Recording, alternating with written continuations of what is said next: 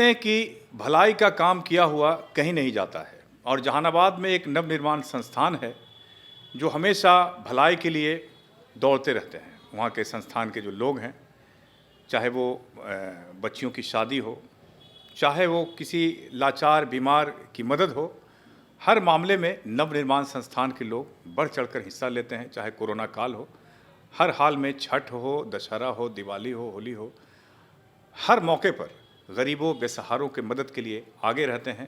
और उसके आज हमारे जो है सचिव हैं संजय शर्मा जी हमारे बीच मौजूद हैं। इनसे सीधे सीधे बात करेंगे कि काम तो बहुत करते हैं लेकिन मीडिया से बहुत दूर रहते हैं। क्या बात है संजय जी? एक्चुअली होता है क्या सर कि देखिए, एक जवान है, मैं मीडिया से इसलिए दूर रहना चाहता हूं कि हो सके कोई मेरे मुंह से ऐसा कोई गलत न निकल जाए कि जिसमें हम लोचा में पड़ जाए, आलोचना में पड़ जाए। इसी कारण से हम मीडिया से और माइक से दूर रहना चाहते हैं। अभी क्या क्या नवनिर्माण संस्थान के द्वारा चलाया जा रहा है? नवनिर्माण संस्थान का द्वारा देखे हैं कि एक विवाह, गरीब लड़की को विवाह, गरीब लड़की को नहीं करते हैं, दहेज मुक्त शादी करवाते हैं, जिससे वो जो दहेज देने में असमर्थ है उसको शादी हम लोग करवाते हैं। कि जो भी सामूहिक हो, संस्था के माध्यम से हो, उसकी कोई खर्च नहीं होता है, जो पूरी खर्च हम लोग उठाते हैं उसका। 7 तारीख को आप करवाने वाले थे, क्या हुआ उसमें? 7 तारीख को नहीं करवाने सर, 7 तारीख को उस दिन घोषणा किया गया था कि हम लोग हर साल सामूहिक 5 मतलब दहेज मुक्त असमर्थ, जो दहेज देने में समर्थ नहीं है, उन लोग लड़की को हम लोग खोज के लाएंगे समाज के बीच से और उन लोग को शादी करवाएंगे। अभी तक समाज सेवा में आपने क्या क्या किया है अपने संस्थान के माध्यम से? देखिए, छठ में तो आप लोग जानवे करते हैं कि छठ में हम लोग सूप फल जो भी होता है वो वितरण करते हैं, प्लस ठंडी में हम लोग कंबल वितरण करते हैं। और ऐसे असमर्थ लोग जो होते हैं कि जो नवनिर्माण संस्थान पे इतने भरोसे करते हैं कि जो मतलब चाहते हैं कि नवनिर्माण संस्थान के पास जाएंगे तो उनका नल भी अगर ख़राब होता है तो चाहते हैं कि नवनिर्माण संस्थान का कोई भी सदस्य अगर आ जाता है तो मेरा नल ठीक कर देगा। ये सबसे बड़ा एक भरोसेमंद होता है कि हम लोग जो समाज में अपना एक विश्वास जगा रहे हैं कि जो भी प्रॉब्लम हो नवनिर्माण संस्थान के पास आइए, जितना तक हो सके कोशिश करेगा कि आपका जो भी प्रॉब्लम है उसको सॉल्व करेगा। आप राजनीति में भी रुचि रखते हैं संजय जी, और उसके बाद आप चुनाव भी लड़ने की आपने घोषणा किया था, फिर क्या हो गया? अब फिर कहते हैं कि राजनीति से हमको कोई मतलब नहीं है। नहीं, एक्चुअली हुआ क्या था सर कि देखिए, हम राजनीति से, सही बात है कि हम राजनीति के बारे में ABCD भी नहीं जानते हैं, लेकिन लोग कुछ थे जो मेरे पीछे फाइनेंस करने के लिए तैयार थे और वो बार बार मेरे पर प्रेशर डाल रहे थे कि आप भी एक बार लोकसभा में आइए और अपना एक परिचय बढ़ाइए, क्षेत्र बढ़ाइए। इसी के उद्देश्य से आए थे, लेकिन हम रुचि नहीं था, इसीलिए हम अपना बैक हो गए।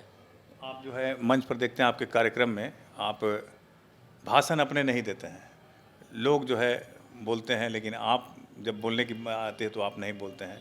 आपके संस्थान के लोग और भी बोलते हैं लेकिन आप नहीं बोलते हैं, जबकि आप इतना अच्छा बातचीत करते हैं। इसका क्या वजह है? उसका वजह होता है सर कि हम चाहते हैं कि नवनिर्माण संस्थान का उत्थान हो। नवनिर्माण संस्थान का जब उत्थान होगा तो मेरा नाम तो अपने आप आ जाएगा। इसलिए उस व्यक्ति को हम चाहते हैं कि जो हमसे सीनियर है उनको सम्मान दें। अगर उनको सम्मान हम अगर देंगे तो ऑटोमेटिक मेरे को सम्मान लोग देंगे।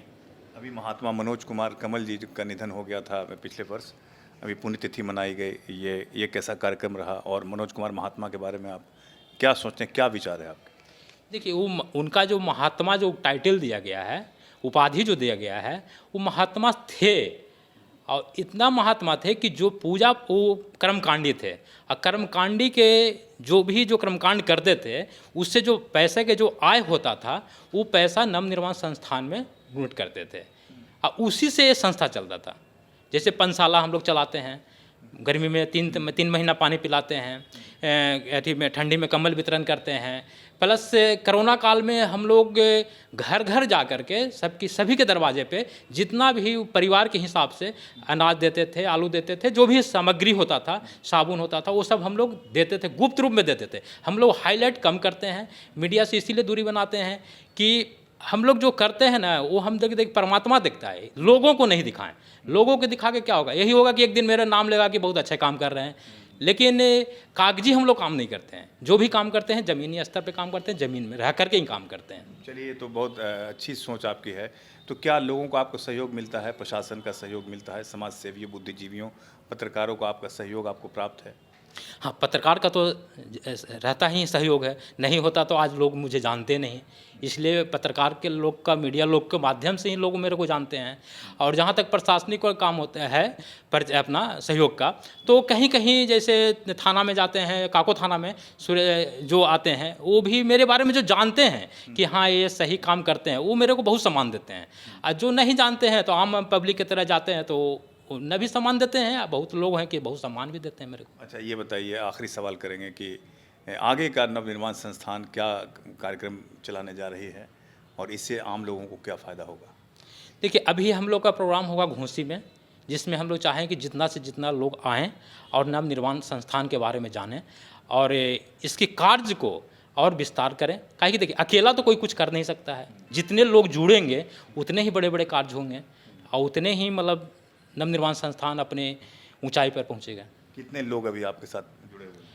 अभी लोग बोले तो ऐसे ज़्यादा कोई खास नहीं है, लेकिन जो भी हैं वो सब समझिए कि जितने बड़े पैमाने पर आप कर रहे हैं, तो ऐसा तो लगता है कि बहुत सारे लोग आपसे जुड़े हुए हैं, क्योंकि बड़े बड़े कार्यक्रम आप करते हैं। बहुत सारा कार्यक्रम हम देखते हैं, आपको शादी करवा देते हैं।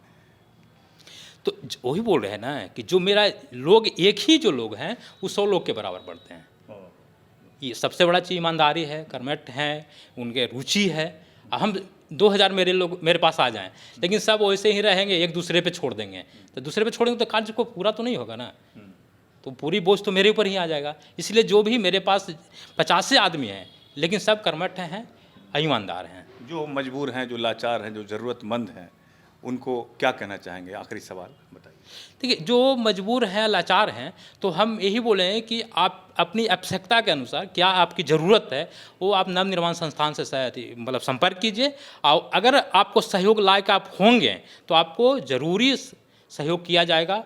आपकी कभी भी आपके पास निराश होकर के आपको लौटना नहीं पड़ेगा। तो ये थे हमारे साथ संजय शर्मा जी, नवनिर्माण संस्थान के सचिव हैं, और इनका साफ साफ कहना है कि अगर आप ज़रूरतमंद हैं, मजबूर हैं, लाचार हैं, तो सीधा सीधा संपर्क कीजिए। आपकी यथासंभव मदद की जाएगी। हमेशा नवनिर्माण संस्थान मदद करता आया है और हर ओकेज़न पर गरीबों के लिए, लाचारों के लिए, मजबूरों के लिए हमेशा नवनिर्माण संस्थान खड़ा है। अगर आपको भी किसी चीज़ की आवश्यकता है, अगर आप ज़रूरतमंद हैं, तो संपर्क कीजिएगा। संजय शर्मा जी से अभी आप सुन रहे थे सारी बातचीत, नवनिर्माण संस्थान क्या है और क्या क्या इसके कार्य हैं। तो आप देख रहे थे ईशा न्यूज़। लाइक कीजिए, शेयर कीजिए, सब्सक्राइब ज़रूर कीजिएगा।